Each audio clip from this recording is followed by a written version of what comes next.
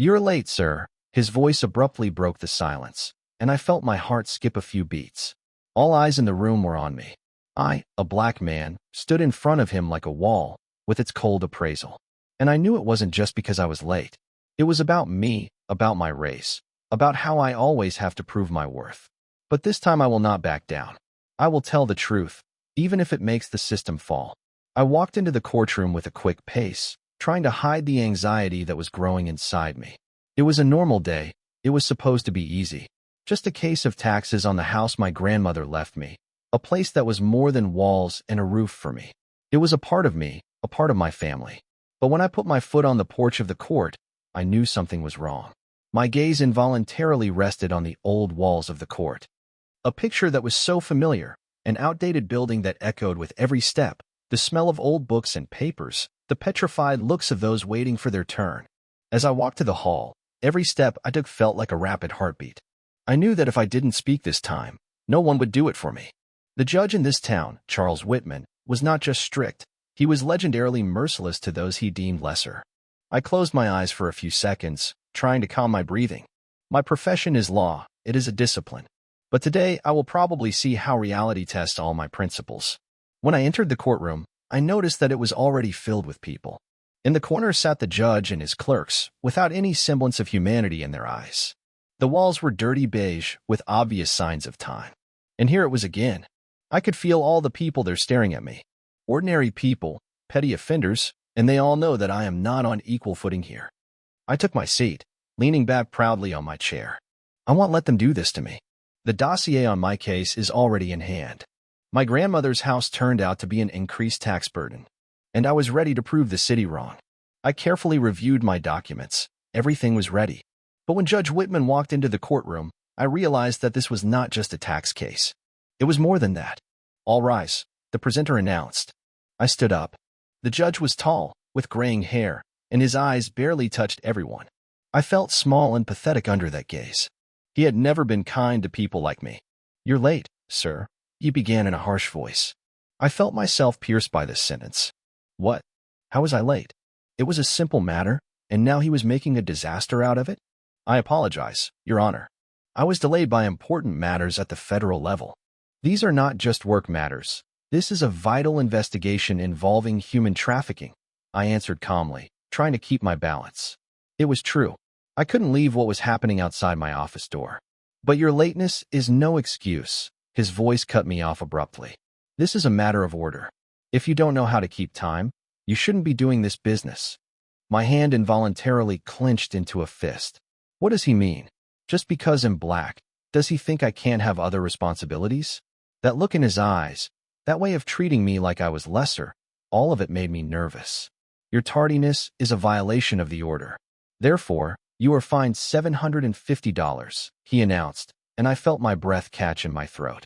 $750 for just trying to do my job like everyone else? As I looked at him again, I noticed that the audience didn't look at others who were late like that. I noticed a few white people who entered after the court session had started. They were not even noticed. They received only minor remarks, but no one imposed fines on them. What is this? Why me? Why me? I realized that this was no accident. It wasn't just a rule, it was a system working against me. I stood there looking at him and felt my legs trembling with anger. "But your tardiness is not enough for you to understand the importance of this place. Pay the fine. If you don't, we will consider other options," he smiled mockingly, and I felt the air in the room shrink around me. My patience began to melt. I realized that this wasn't just about the rules. It was about how I was perceived here, about how the system wanted to put me in my place. And it wasn't about the law, it was about race. But I wasn't going to stay silent. I got up from my seat. "Your Honor, I want to ask, do these rules apply equally to everyone who comes to court?" I asked him with cool clarity in my voice. It was not just a question. It was a challenge. And I knew he would understand it. The judge didn't look at me, but I felt his gaze pierce me across the room. He did not give an answer. He just turned the pen on the table and made it clear that he would not listen to my questions anymore. The atmosphere in the room changed. No one paid attention to what I said. Everyone was just waiting for me to return to my seat so as not to disrupt the established order. I sat down and felt how hard it was to breathe. The hall, this old court, everything began to seem alien to me, like something that had no place for people like me. I knew that this fight would not be easy, and that my struggle for equality had to start here. What happened in court awakened long-forgotten feelings in me. I thought I had left them in the past, that this struggle was just a story told in books. But now I realized that at every step, even here in the civilized world, race still matters. My tax case was personal for me. It was not just a legal matter. It was a part of my life, my past. My grandmother's house, where I grew up, was everything to me. And now I had to prove that the city administration had made a mistake by changing the tax rates on it without any explanation. But this time it was more than just a fight for the house. It was a fight to be heard. I looked closely at the judge, at his cold back. It was as if he did not hear me when I spoke about how the city council abused its right. And then something changed in me. I felt that I could not leave it unanswered. My words did not just disappear into thin air. I had power. I had something he could not ignore: facts. I had prepared documents. I couldn't let him refute my arguments just because I didn't fit into his idea of what was right. My hand clenched the papers again. I knew that my next step was not just a legal argument. It had to be a challenge that would make the system look at itself from a different perspective. I started taking notes, keeping my eyes on the judge. Every move he made, every word he said, I wrote it down. The next case went quickly, and I hardly heard what was being said. All eyes were on me. My ears were buzzing. My head was full of questions, thoughts, and decisions about what to do next. The collision was inevitable. In my case, the court was not just serving justice, it was part of a system that was working to restore its own ideology, and that ideology did not include me. But now I was ready to act. I had an answer to every question he asked. I decided, this is no longer just my business. It's not about taxes. This is a fight for the truth. Staying in the hall, I saw other people sitting in the shadows, waiting for their turn. I noticed one look that no one would have noticed, but I understood it. It was a middle-aged black man with simple hands and stern features, similar to many I had met in this city. His eyes were sad, but I saw one thing in them. He knew. He knew what I meant. If he saw it, then others must have seen it too. What should I do next? After a few minutes of internal weighing, I decided, I will go to the judge again. This time I would not be silent. When the next case is over, I get up from my seat. All eyes are on me again, but this time I feel different. It's not just a question anymore. It's a statement. I walk to the podium where the judge is still sitting, watching everything. Your Honor, please pay attention. I want to ask one question loud and clear. Are we all equal before this court? I began. His expression changed. He fell silent. Now he was looking at me differently. I knew that if I didn't say it now, I would always be silent. And I couldn't do it anymore. The system is only on our side if you are ready to stand up for your right to justice. Judge Whitman fell silent, but I could see in his eyes that he had taken my words not as a challenge, but as a humiliation. He was no longer so confident in his authority, although he tried to keep his temper in check. You cannot question the authority of this court, he said, but his voice sounded less confident than before. The room fell silent. All eyes were on us, and I knew something was going to change here today. I was not naive. I knew that this battle would not be won by a single question. But right now I felt something inside me break. I could no longer be afraid of this system that humiliates us from the very beginning. I came here to fight for the truth, and am not going to back down. And even if I am left alone, it will be a step that will help others. Your Honor, I'm not questioning your authority, but I'm asking about justice, which should be in every court. And it seems to me that it is not present in this courtroom today. I could hear my words echoing in the silence. I know that I cannot remain silent, because then my silence will become part of this injustice. But what to do next? You have no right to put the court in this situation, Whitman said rhetorically, raising his head again and trying to regain his former manner of controlling the situation. But I wasn't going to back down. He thought he still had the leverage, but I had already found a foothold for myself. Your Honor, I propose that you consider my case again, taking into account all the aspects that were ignored. In particular, the issue of racial justice and relations with the judicial system. Can you say that everyone in this room today has received equal treatment? I didn't let him answer right away. I looked at the audience, and they seemed to begin to understand what I was talking about. The room turned into a place of unspoken thoughts and whispers. Many people did not speak, but their views mattered. Those who seemed to still be sitting in the room without a voice began to ask each other why this was really happening. I felt that the moment had risen to a new level. I will not allow this to become a political issue, Whitman said firmly, his gaze sharp. but now more like an attempt to escape the inevitable truth. But this isn't politics, Your Honor. I wasn't about to give up. It's the reality that we all live within limits. It's not just about me being late or my case. It's about everything that happens here and in other courts. We cannot ignore the millions of people whose cases go unheard or distorted every day simply because of the color of their skin. The room fell silent again. It seems that not only had I seen the system for what it is, but I had encouraged others to see it as well. I declare my right to justice and equality, even when this system perceives us as lesser. If this continues, we will not change this world. We will only live in the shadow of injustice. I looked at the judge. His face was red with anger, but now I could see that there was doubt in his eyes. And this was already a great victory. At that moment, I felt the atmosphere in the courtroom change. Something changed in their eyes and their behavior. My struggle was not in vain. They heard me. They saw that I was not afraid. But with all this pressure hanging over me, I realized that nothing would be solved right now. It wouldn't be an instant victory, but it was the point from which something important would begin. Your Honor, I said, returning to my seat. I reserve the right to appeal this decision, and I will do everything I can to prevent situations like this from happening again. I sat down, but my heart was still beating faster than usual. I remained confident in my words, but everyone around me was changing. Something, even a small thing, had changed in that room. Something I couldn't see, but something that echoed in every word I said. And I knew that my fight would not end, and I would stand to the end. One more step to victory. My case did not end that day. All the thoughts that I had been running through my head became my new route, and I knew it was not over yet. That evening, when I got home, I sat for a long time looking at the notes I had taken in the gym.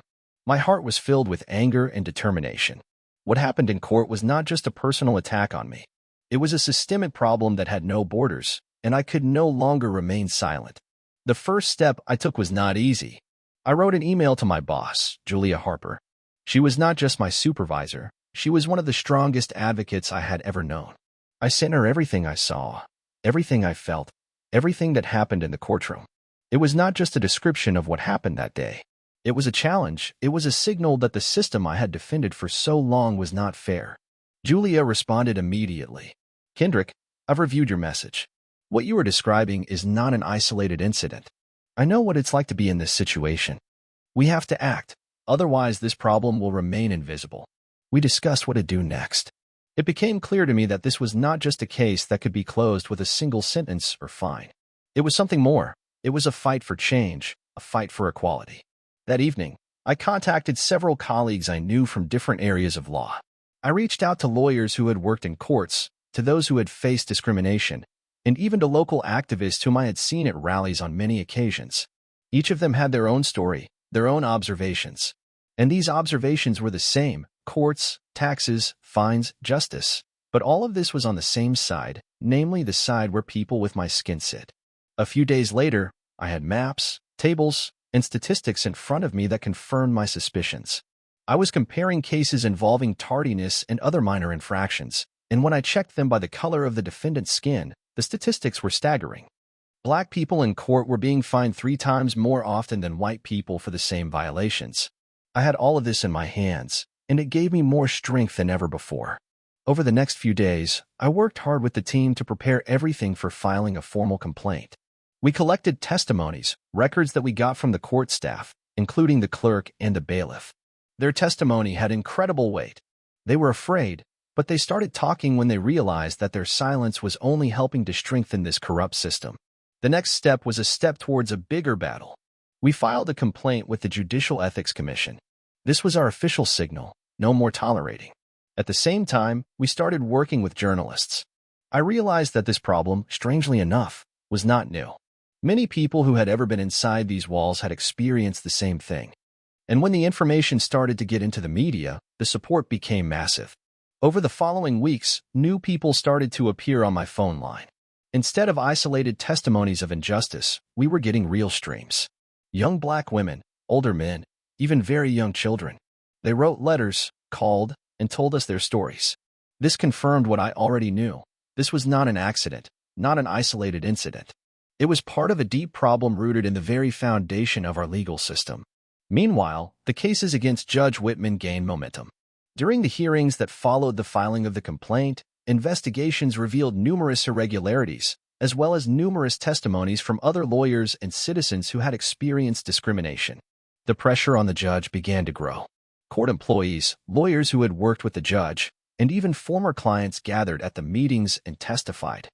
They told stories that I already knew, but now they were part of a bigger picture, and it was no longer possible to turn a blind eye to these facts. At that moment, it became clear I was no longer alone. I am no longer just defending myself. I represent all those who have been silent for years. All this has become bigger than me. All the events that have unfolded over the past few weeks have been an emotional test for me. I never thought that my life would change so quickly, but I could not stop. Actually, it became more than just a matter of racial discrimination in one court. It was a struggle to show people that the system they thought was unbreakable could be challenged. We were ready for it. During the meetings organized by the Judicial Commission, the situation became more and more tense. All the hearings were like looking through a dark window through which we could see the deep roots of racial injustice. The testimonies we collected made a powerful argument. There is no doubt that the defendants Whitman tried were not only subjected to harsh punishments, but also those with skin colors darker than white. Anyone who fell under his hand was deprived of the opportunity to receive a fair trial. Later, judges and lawyers who worked in the courts told their own stories of injustice. And as the public debate continued, what I experienced in that courtroom began to take on a larger scale. Whitman could no longer protect his reputation. These investigations were opening eyes to what had been going on in the judicial system for years. Whitman eventually found himself on the verge of resigning. His pressure was growing, and his support was weakening day by day. Eventually, he broke down and resigned. It was a huge achievement, but to be honest, I didn't feel like a big victory. It was only the first part of a long struggle that has to take place not only in courtrooms, but in every corner of this society. As news of Judge Whitman's retirement spread throughout the state, protests took to the streets, with people raising signs and demanding change. But for me, that's not what really changed. For me, that was just the beginning. The real challenge was to build a system where everyone who enters the courtroom is heard. And so, a few months after those events, I stood in front of an audience at a meeting with local judges and lawyers to present a new initiative. It was a program to combat racial discrimination in the judicial process, where we focused on educating judges and staff on how to prevent the mistakes that had led to such dramatic consequences in my case. We have to teach our judges and lawyers that every person who comes in here deserves a level playing field, I said at one of the events. The color of a person's skin should not be allowed to determine their chances for justice. People were listening, but I knew that one meeting was not enough. They had to understand that real change was a daily work, where everyone had to be willing to challenge what they thought was obvious. It was a battle for human dignity, not just for new laws. I received a lot of support from young lawyers, students, activists, and even judges who started asking questions and openly expressing their willingness to change things for the better. However, there were also opponents. There were judges who said that all these measures violated their rights and freedoms, but even they could not deny the statistics and real evidence that confirmed discrimination. Of course, we couldn't change everything in one day, but we took the first step. And this step was important. I could not and did not want to be the only one who stood by and watched others suffer injustice. It was about more than me. It was about everyone who is ignored by the system, about those who are often not heard. Changes had already begun, but I realized that this struggle was just beginning. I saw once closed-minded people opening their eyes. I saw a new generation of lawyers who were ready not only to work within the system, but also to change it. I left with pride, but without illusions. It was only the beginning, and everything I had done was only the initial step on the road to real change. I looked again at my table of violations, at all the testimonies, at every story recorded, and I realized, we can change this. And we will.